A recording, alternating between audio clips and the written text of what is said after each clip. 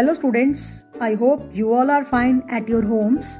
Today we will talk about Ek Bharat Shresth Bharat. After attending this session, you all will be able to understand this theme and you can take part in various activities related to Ek Bharat Shresth Bharat. बच्चों, आज के session में हम बात करेंगे एक भारत श्रेष्ठ भारत के बारे में और आज का सेशन अटेंड करने के बाद आप समझ पाएंगे कि एक भारत श्रेष्ठ भारत क्या है और आप इससे जुड़ी विभिन्न गतिविधियों में हिस्सा ले पाएंगे। तो आइए जानते हैं और समझते हैं एक भारत श्रेष्ठ भारत के बारे में। एक भारत श्रेष्ठ भारत एक प्रोग्राम है जिसे लॉन्च किया गया था हमारे माननीय प्रधानमंत्री के द्वारा। It is a programme announced by honourable prime minister और इस प्रोग्राम को लॉन्च किया गया था 31 अक्टूबर 2015 को। 31 अक्टूबर 2015 को सरदार वल्लभ भाई पटेल की 140th बर्थ एनिवर्सरी थी।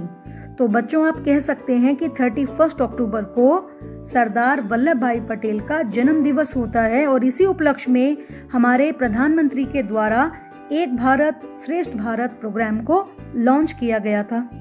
अब आप समझना चाहेंगे कि एक भारत श्रेष्ठ भारत का सरदार वल्लभ भाई पटेल के साथ क्या संबंध है। तो बच्चों, ध्यान से सुनिए। आप सभी जानते हैं कि हमारे देश ने स्वतंत्रता कब प्राप्त करी? 15 अगस्त 1947। 15 अगस्त 1947 को हमारे देश ने स्वतंत्रता प्राप्त की। स्वतंत्रता प्राप्त करने के बाद भी हमारे देश के सामने बच्चों बहुत सी चुनौतियां थी और उनमें से एक चुनौती थी देश का एकीकरण। बच्चों, ध्यान से सुनिएगा। जब देश ने आजादी प्राप्त की, हमारा देश स्वतंत्र हो चुका था, उस समय हमारे देश में बहुत सी रियासतें थी, बहुत से राज्य थे, बहुत सी रियासतें थी जो कि स्वतंत्र हो चुकी थी।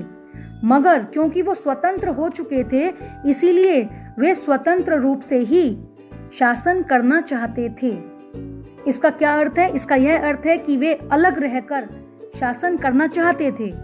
मगर अगर सारी रियासतें अलग अलग रहकर शासन करती तो क्या एक संगठित राष्ट्र का निर्माण संभव था? बिल्कुल नहीं था।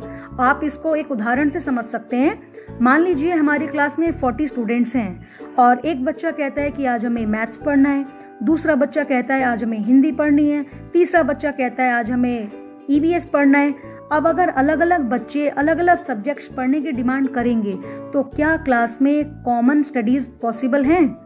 नहीं पॉसिबल हो सकती, क्योंकि अगर हम सब मिलकर काम करना चाहते हैं तो एक कॉमन टाइम टेबल होना बहुत ज़रूरी है और कॉमन टाइम टेबल के माध्यम से जब पढ़ाई की जाती है तो कोई मतभेद नहीं होता और आपकी पसंद के सब्जेक्ट्स भी बारी बारी पढ़े जा सकते हैं। तो बिल्कुल ऐसी ही समस्या उस समय थी।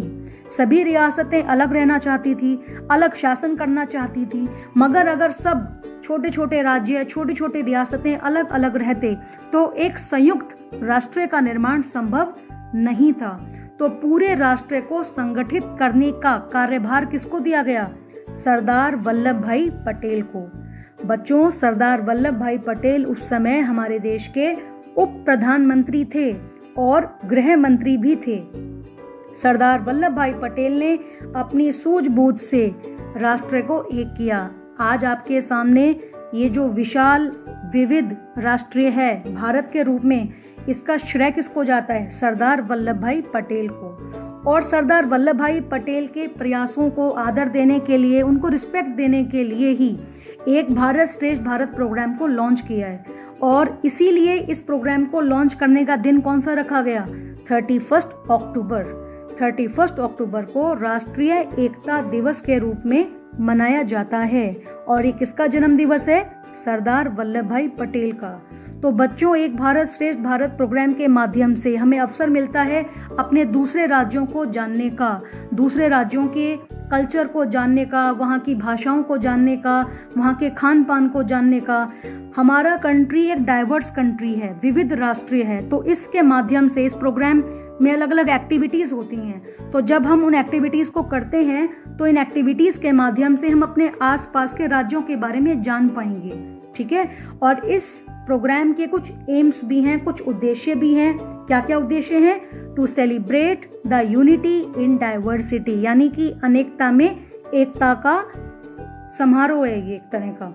To promote the spirit of national integration, और इसके माध्यम से हम राष्ट्रीय एकता का विकास कर पाएंगे। To showcase the rich heritage and culture, to establish long term engagement, to create an environment which promotes learning between states.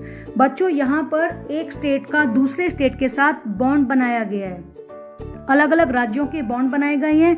तो आप अपने टीचर की सहायता से, अपने पेरेंट्स की सहायता से ज़रूर जानिएगा कि आप जिस स्टेट में रहते हैं, आपके स्टेट का बॉन्ड कौन से स्टेट के साथ किया गया है, और उसके बाद आप उनसे जुड़ी विभिन्न गतिविधियों में हिस्सा ज़रूर लीजिएगा।